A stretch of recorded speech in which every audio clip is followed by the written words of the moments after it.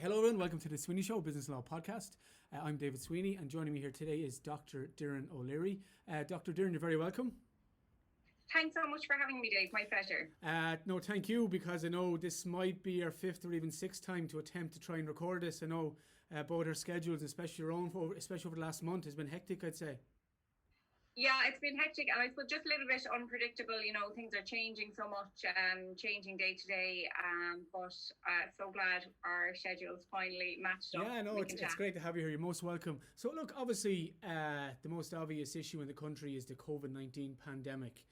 Where exactly are we today with the whole, I suppose, the pandemic itself, the government reaction on the streets of Cork and in Ireland? Where is it at today? Okay, that's a difficult one to start with. That's a huge question. But look, I suppose, you know, from now, we all know we flattened the curve and we're going to try to, you know, resume some sort of normality. And, you know, we have our roadmap back to normality. Like the Irish public have done really well. The buy-in from the Irish public has been, you know, huge. People have really done what they've been asked to do. And we really did flatten the curve. So I think everybody should be very proud of themselves, you know, and what they've done. And communities across Ireland and families and, you know, everybody has, and business owners have made huge sacrifices to protect the most vulnerable people. So where we're at now is, yeah, we have flattened the curve, and that has been done. And we need now, I suppose, to start to try to reopen the economy and, you know, reopen society, basically. Can I just go back a few steps there? So what exactly is COVID-19, the coronavirus? What is it? So look, it's a virus. And coronavirus is a family of viruses, you know, and the reason it's called COVID-19 is because it emerged in Wuhan in 2019. So some people are saying, you know, is it the 19th version of coronavirus? And it's not. It's just because it came out in 2019. And so, like, we probably all have had some sort of coronavirus in the past, and they're not nasty. You know, they just cause the common cold. And so coronavirus has been around for a long time. Many of us have probably had a type of coronavirus before. But this particular strain is a nasty one. So it predominantly affects the respiratory tract. So your nose, your mouth, your throat, your lungs. And if it goes into the lungs, then that's where it becomes a nasty virus. It can also affect your gastrointestinal tract. So some people just get stomach upset, you know, but predominantly it's a respiratory infection, it's a respiratory virus. And it's just a very nasty virus. And we're all aware that there's technically no cure for it. How is there no cure for a virus? I suppose it's because it's brand new, you know, and the coronaviruses that went before it, or that, you know, we knew about before. So, for example, there was SARS before. I think a lot of us remember SARS. But I think there was only one case of SARS in Ireland, and then after that there was MERS, Middle Eastern Respiratory Syndrome as well. But those were well contained, and they never, I suppose, came around to needing to get a cure or a vaccine for those. But we are going to have to, you know, come up with something for this, because this is a particularly nasty one and it's spread so fast. That's the problem with this one, you know, it's spread around the world. And how is a vaccine created? How do people make vaccines, or do scientists come up with vaccines for these drugs for these illnesses? Yeah, I'm not entirely sure. I'd have to look. I'm not a virologist, and you know, I have a vague understanding, I suppose. But from what I can understand, is that, you know, they study the virus, the proteins that make up the virus, and try to. But it's obviously it doesn't happen overnight. You have to see whatever, if they come up with a drug, if the drug works, or how the human condition might react to it. Well, that's the thing. I mean, because when you come up with a new drug or a new treatment, you know, first of all, you have to, I mean, oftentimes they start by testing it in the lab, then sometimes it goes on to animal testing, then goes into clinical trials. And for a vaccine or a medication to come to the market, there's so many stages, and that often takes a long time. And to, number one, make sure it's safe, you know, in humans. And then number two, to, you know, prove that it actually works. So, you know, I think that even though there are some promising signs, I know in the UK there are promising signs of a vaccine, but you would have to, I'm cautious about how it'll be brought to market safely, and then the availability of it. So, if we even do get a vaccine, how available will it be? And will they be able to bring it to market? So I think we'll have a long time of living with the virus, unfortunately. And until that vaccine is found, the only way we really have it is social distancing, is it, to prevent it? It really is, which is, that's so difficult, because if we've all experienced now how difficult social distancing is and what it really means, and, all we have to combat this virus at the moment, we don't have a treatment, we don't have a vaccine, we have washing our hands, that is important, hand washing, regular hand washing, not touching your face, because, the virus can only infect you really through your eyes, your nose, your mouth. It can't, if you say the virus was to land on my hand, that's not going to infect me. So it's really important to wash your hands and don't touch your face, and then practice social distancing, which is a lot easier said than done. I think we've all learned in the last I think people are getting a bit, I suppose the mental health aspect of it as well, being caged up or locked up. Maybe that's too strong a phrase to use, but in Ireland, especially within the 2 kilometres, restricting to no contact with family members outside of your own family home, that must take a toll on people's mental health. It really does. And, I suppose there are some people who, their lives and the way they live, they've been able to adapt, and, the environment that they live in, say their home is a safe place, happy place, children are okay, of a certain age. But then you get situations where, maybe the home isn't such a safe place for somebody. The challenges that people are facing are enormous. So it is having a huge impact on mental health. And then, the fact that people can't really go out and exercise, that has an impact on your physical and mental health as well. And a lot of people are finding it tricky. Yeah. And around the streets of Cork here, between my office here and my house, it's more prevalent to see people wearing face masks. And that's outside kind of the hospital or the doctor's environment. Is it recommended now to wear a face mask? What's your thoughts on that currently? That's the $1 million question. So I'll try to be as brief as I can about it. Yeah. So basically, there is no strong, robust evidence that it works or that it slows the spread of the virus. So that's, one thing to keep in mind. But also with that said, there's no evidence that it does any harm, so we don't have much evidence either way about whether they're useful or not. The CDC, the Centre for Disease Control in the US, they're recommending it.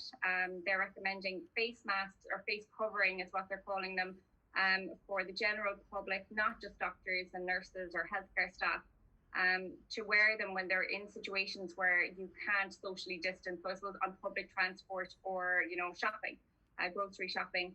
On the other hand, the World Health Organization does not recommend them, and they're saying they can't recommend face coverings for the general public because there isn't strong enough evidence to make that recommendation.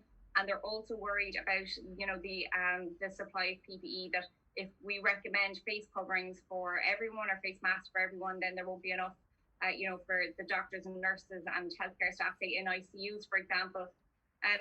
So to boil all that down into a summary, what I would say is that is there also an argument to say that the mask itself could be a carrier?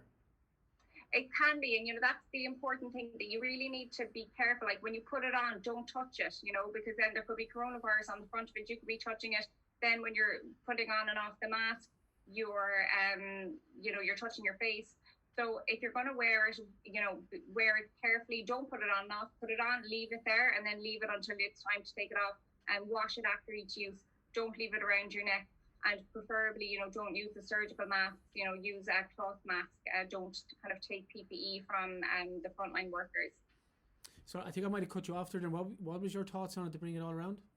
I suppose, a lot of people want to wear them, because I think they empower people a bit and they make people feel a bit safer, even though if you're wearing a mask, you're not protecting yourself, you're protecting all those around you. So it's like my mask protects you, your mask protects me. So I think they're not harmful.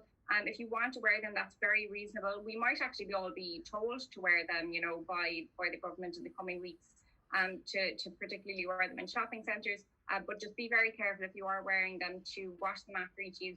Each of us will probably need to have like 2 or 3 of them.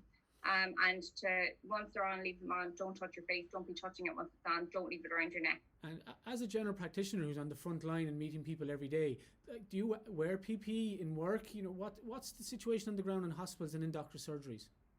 So I suppose each GP surgery will have their own protocols and their own way of doing things. And the way we're doing it at My Cork GP in our practices is that every patient will have telephone consultations first. So, if any patient wants to request an appointment with a doctor, we'll speak with them over the phone.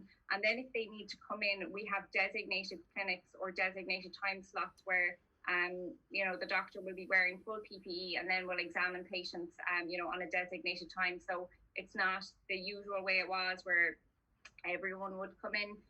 Now it's, telephone consultation first. If we can sort it over the phone, we'll do that. And if we can't sort it over the phone and we need to bring you in, then it'll be, for example, on a Thursday morning, we'll examine patients on Thursday morning. So it's working well. And patients are really adapting to it as well. So that's good as well. I know there was an issue at the start of this with the level of equipment that was being supplied to hospitals. Has that been resolved now? I think it's still a concern. I mean, I know I haven't heard of any particular stories with myself, and like my husband works in the hospital here nearby. Hasn't had any problem personally, but I know that, and they are being cautious about it, because we are mindful that, this will probably be a long-term thing, and PPE will be needed on an ongoing basis. But me personally, I have never been without PPE if I needed it. Neither have any of my colleagues that I know firsthand. But I know that, it might be an issue. Hopefully not. Yeah. Was there any practical concerns when they first started wearing it over the identification of doctors? I don't know. That's a good question. I suppose not particularly the identification of doctors, but it's, the rapport between the doctor and the patient, because if you can't see someone's face, don't really know who they are, to interact with somebody is very, very difficult. So I know some doctors are, putting their putting a photograph of themselves, say, in front of the PPE to be like, look, hi, I'm Doireann, and give the patient some idea of, who they're looking at. Because I know it's very off-putting. Like one of my patients described seeing a doctor in PPE is like being examined in outer space, so it's like it is off-putting, unfortunately, but it's just kind of the way things have to be done at the moment. And what do you think of the new, it's just out, the 5-stage plan the government brought out? Do you think it's reasonable? I do. I think, it's reasonable, it's sensible, and also it allows for the moving back in a phase, which I think is important, because if we start opening up and we start seeing this wave and this curve that we've been trying to flatten, if we see that starting to happen, then we'll go back. And I think that's important. Like, even though I know it's really difficult for business owners and families and everyone. I mean, nobody likes this, but it would be a shame that we've done all of this work now to flatten the curve, and then we start reopening the economy and we get the surge. So I think, look, I think it's reasonable, and I think it's safe, but also, it allows for going back in a phase if we need to. Do you think the coronavirus has been in the country a lot longer than the last couple of months? I do. Yeah, I do. And I suppose I saw this on, Sunday during the week, that they tested a sample that a sick patient, there was a sick patient in France, and they couldn't understand why this patient had died or passed away. It was a very atypical pneumonia. And they went back and tested that for coronavirus, and it was positive. So I do think, now this is just my personal opinion. Look, I don't know, and I'm not privy to any more information than anybody else is. But I would say it probably was here a lot longer than we thought. And what do you think is the stage process? So outside, what advice would you give to anyone at home at the moment that's kind of a bit frustrated, wants to get out and about? Is it just stick to the plan? Well, you have to really work very, very, very hard on minding your mental health, and that takes a lot of work. So I would say, prioritize sleep, make sure you're sleeping, just stay away from caffeine, it'll affect your sleep. If the media or the news is bothering you, stay away from it, don't read it. Get out every day as much as you can, get exercise. It's so important. avoid alcohol as well as much as you can. I mean, everyone's entitled to a drink at the weekend, of course, but like to really, we have to pace ourselves, to get through this really, really, really challenging time. So going back to basics, like eating well, making sure that you're sleeping, and just kind exercise. of, sorry, go ahead. Oh, sorry, no, just exercise. Exercise, exactly. And these things, it's like, yeah, we all know those things. Like we know out there that they're healthy things, but you really have to get up and do them, to get yourself through this really, really difficult time. And if you are struggling really badly, do talk to your GP, because if we know that this is extremely difficult on people. So if you are having a tough time, talk to your GP. How long do you think we're going to be affected by the coronavirus? I don't know. I mean, I really don't know. I wonder, like, until a vaccine comes out, I think this could be difficult. Or I suppose the other thing that might make us hopefully get back to normal would be herd immunity. But I don't know. I mean, will it be 6 months, a year? I think we're looking at that type of thing. But I mean, I have to say as well, look, I'm not a virologist. I'm not an epidemiologist. I'm a GP. I don't know. I'm just guessing. But I think until we have a vaccine, it's going to be very difficult for us to get back to, a full stadium in Croke Park, that type of thing. So it's going to take some time, unfortunately.